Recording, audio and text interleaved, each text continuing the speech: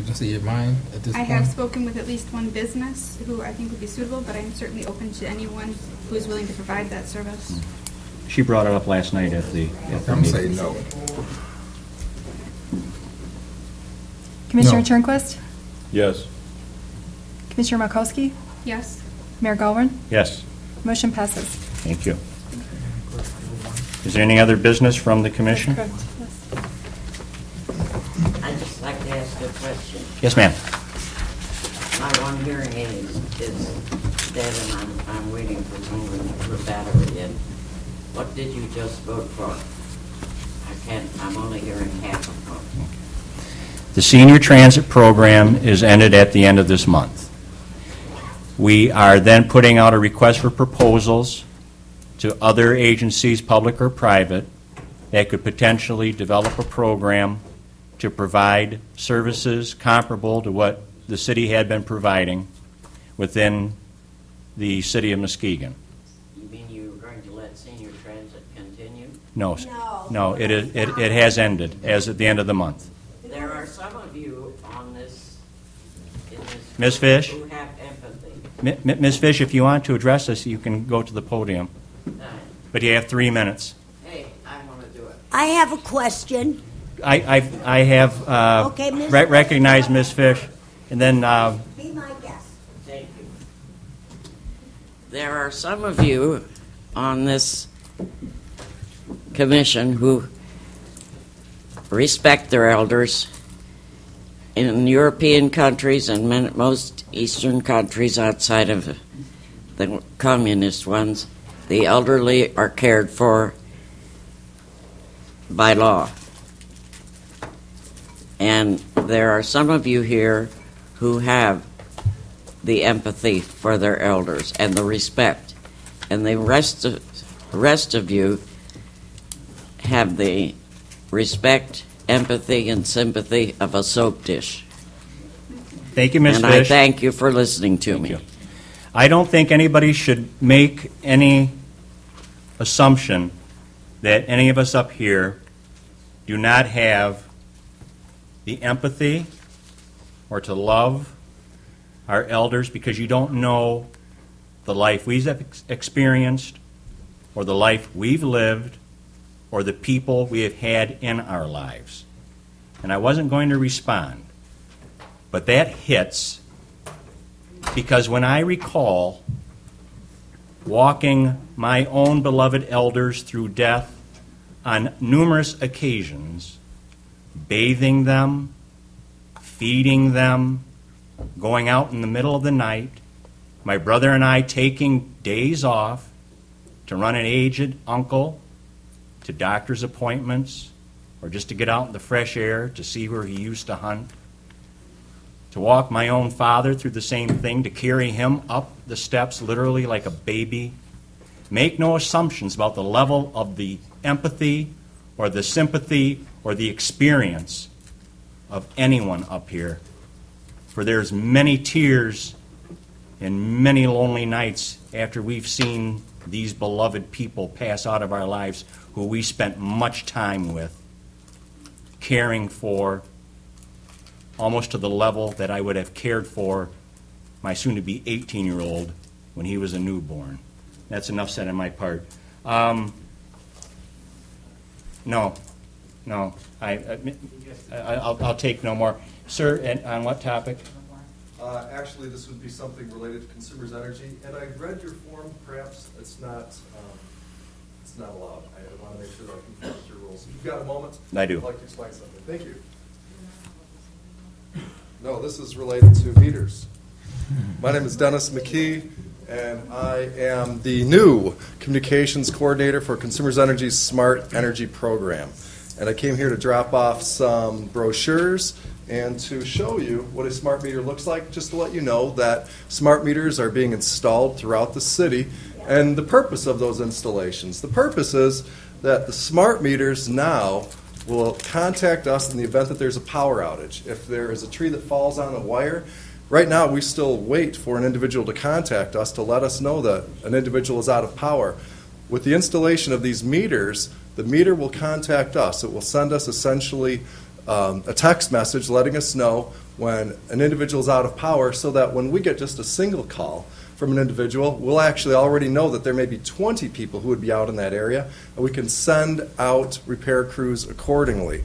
So we'll be more efficient in our ability to restore power. There will be other benefits of these meters as well. Next summer, we'll go live with a computer portal where people will actually be able to go on a secure computer site and identify the use that they use at their home, plug in a bit of data about themselves, and compare their consumption with other folks in similar circumstances, similar size houses, and so forth in the similar area. Will it make my coffee?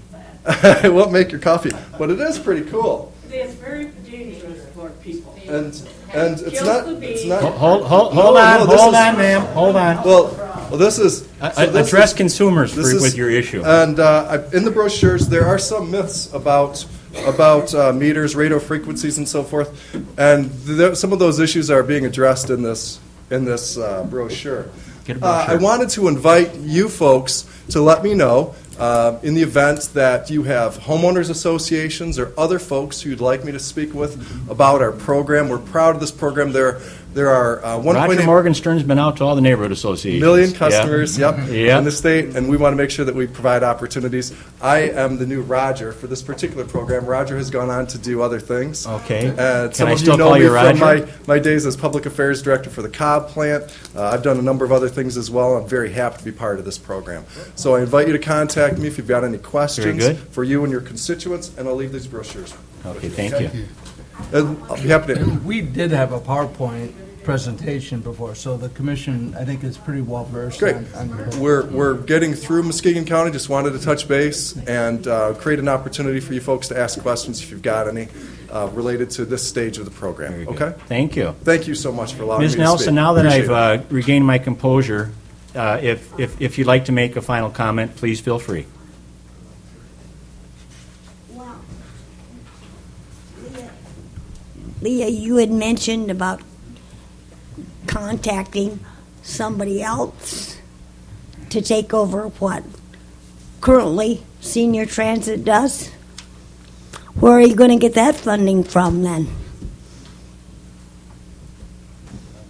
If you're looking for me to respond, I'm not saying that I'm not willing to provide funding for something. I'm saying that if we have an opportunity to reduce our costs, that is the path that I've chosen to take.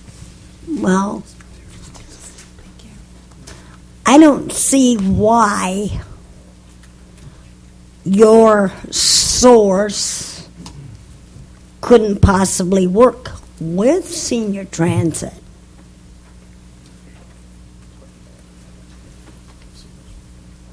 Could they? At this time, that's not an option, but we're certainly going to see what happens with the proposals that we're going to hopefully garner. Okay. And it is my understanding that as of December 31st, senior transit is no longer. That is That's correct.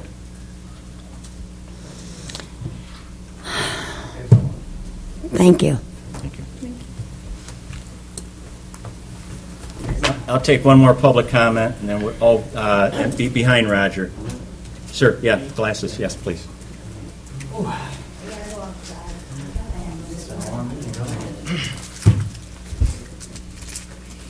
Hello, everyone. Sorry if I'm a little slap happy. It's been kind of a long meeting. My name is Joshua Croft. I am a resident of 2135 Letart. Almost had a hard time remembering that. And I'm sure that you guys have had a roller coaster of an evening and probably don't want to hear another thing on the subject of the sappy zoning. But I guess I have to say that I was a little disappointed to hear that we're going to go ahead and move forward and litigate the case. But upon sitting here and mulling it over, it might be for the best. But I do believe that the ballot initiative, we talk about transparency here and things like that.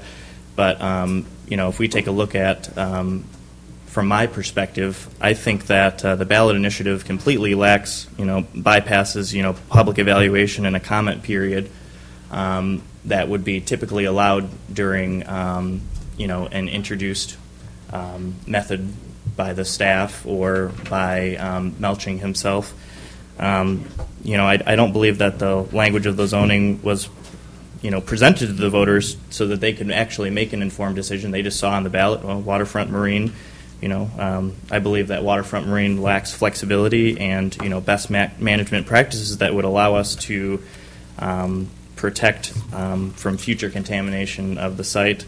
And overall, I believe that it creates a rift between a major property owner in the city and the city, which could prevent future collaboration and cooperation. So, I guess that probably wasn't said as eloquently as I was hoping, as I'm exhausted and had a long day at work myself. But I guess I support. I would have supported a negotiation, as Spataro had brought up, and I hope moving forward that the vote illustrates that the public does want to see, and as do I, want to see the public interest kept in mind, and I also want to see the property cleaned up and rezoned in a process that is legal. And so that's all that I have to say, I guess. Thank you. Okay. Thank you for your comments. Roger, did you want to make a statement? I don't have to go you when you're up there. Just wanted to mention a few things about senior transportation being a public safety issue.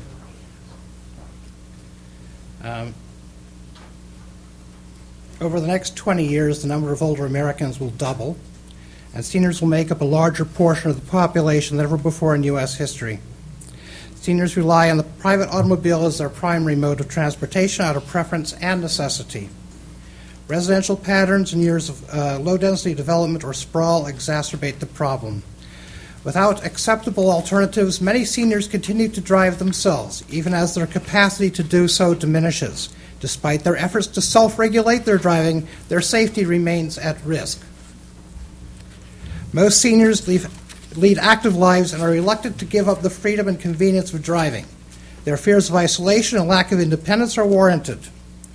Older people who continue to drive face the highest fatal crash rate of any group. The gap between driving expectancy and overall life expectancy means that today's baby boomers can anticipate being dependent on others to meet their transportation needs for an average of 6 to 10 years. The senior mobility problem is one that impacts not just seniors, but their families. The number of families providing care for aging relatives is increasing, a trend that affects adult children and their employers. And that's all I really have to say. Senior transportation is a public safety problem. We will keep a body count if senior transportation is discontinued and we believe that people are having falls or being run over as a result of the end of the senior transportation program and the benighted practices about snow removal in this town. And we will read the name of every single person who dies or is seriously injured as a result of this. Thank you. Thank you, Roger. Mr. Mayor, before Mr. Nye leaves, I have a question for Mr. Nye. Yes. So that people can hear you. Mr. Nye, you're a resident of the city of Norton Shores, correct? That is correct.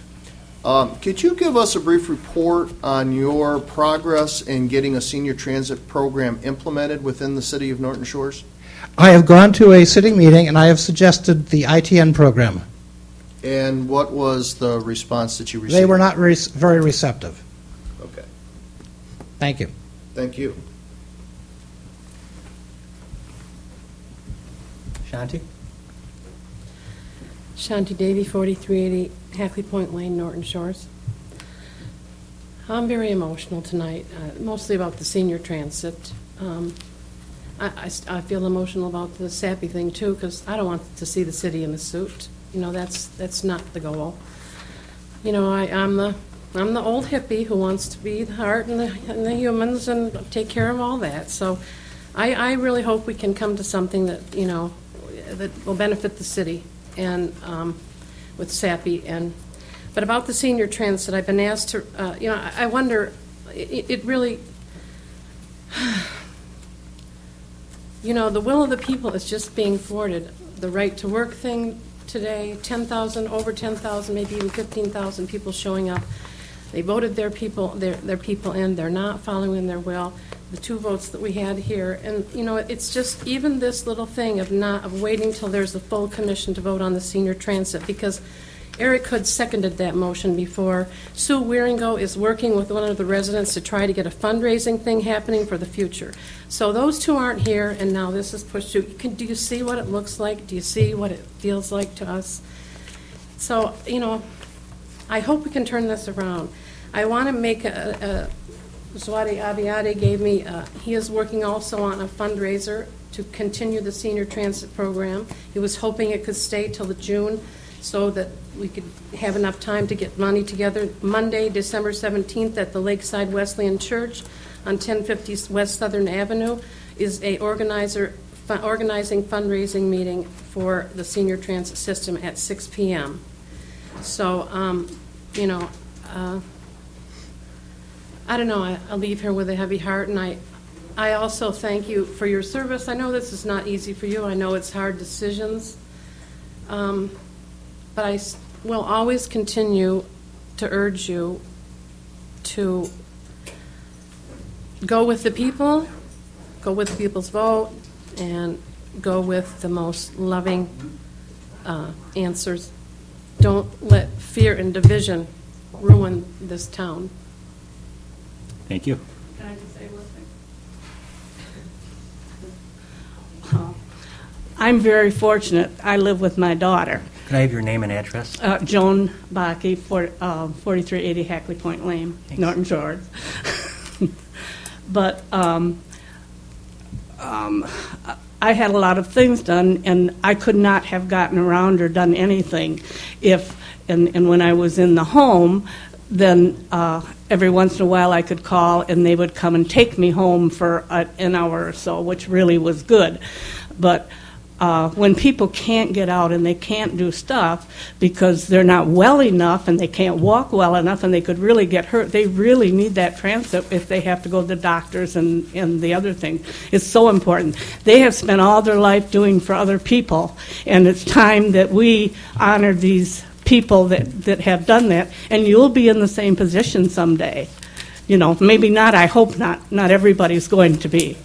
But it's no fun. Mm-hmm. And I've been very fortunate, like I said, because I do have my daughter that does everything for me. Thank you. Thank you. Mr. Mayor, could I ask a question of the speaker? Ma'am? Ma'am? Could I ask you a question? What? Please come back to the dais there. As a resident of the city of Norton Shores, when your daughter is unavailable, how do you manage your transportation? I don't. She's always available for me. And if she wasn't? The GO bus. The GO bus? I took the GO bus before from the home, you mean? Yeah. Yeah. Okay.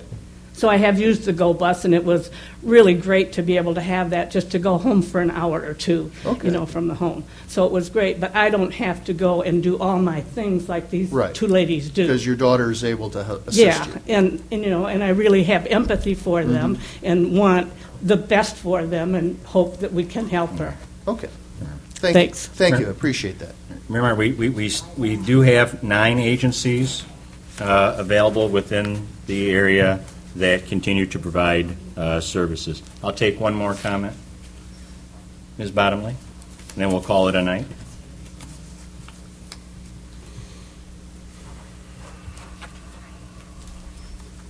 My name is Martha Bottomley, and I live at 2337 Westwood in the city of Muskegon. And I just want to thank the commissioners and John and Brian and Ann for all the hard work tonight. And I know these have been really difficult issues for all of you to deal with, and it breaks my heart when people really criticize you because I do know how hard you all work. And I just wanted to wish you all a Merry Christmas and say thank you on behalf of the citizens of Muskegon. Thank you, Martha. Thank you. Thank you. To all here, I know that we butt heads with emotions, attitudes, opinions, positions. But at the end of the day, may we all go out in this season, and I wish you all peace.